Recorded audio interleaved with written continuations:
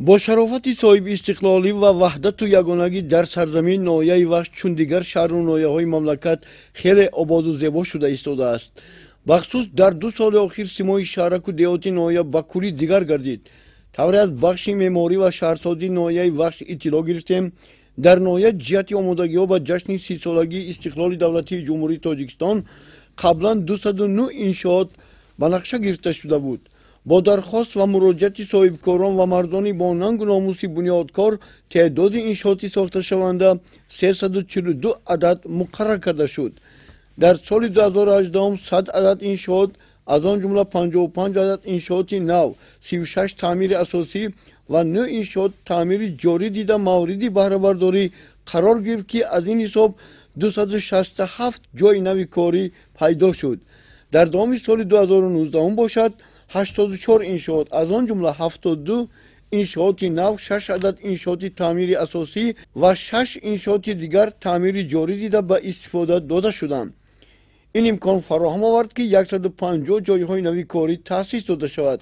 در سال 2020 باشد 71 انشاءات، از آن جمله 69 انشاءات نو، 2 انشاءات تعمیر اساسی یافته موردی بهره برداری قرار گرفت و 91 جایهای نوی کاری تأسیس یافت. در مجموع تا امروز از 342 انشاءات ساخته شونده 255 انشاءات به استفاده داده شده است که این به 74.5% اجرای نقشه برابر است.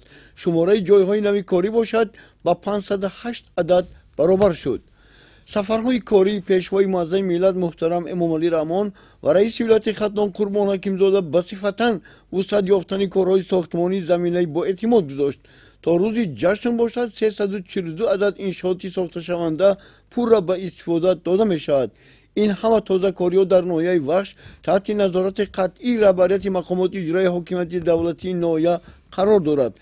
ساکنان محنت‌قرین ناحیه وخش عزم کامل دارند که جشن 30 سالگی استقلال دولتی جمهوری تاجیکستان را در سطح بلند وطنداری و نشاندادهای ارزنده محنتی در رمضان سربلندانه استقبال نمایند. شیرعلی سعید، شورت سعید و نمازدار ارگشیف، ناحیه وخش، اخبار.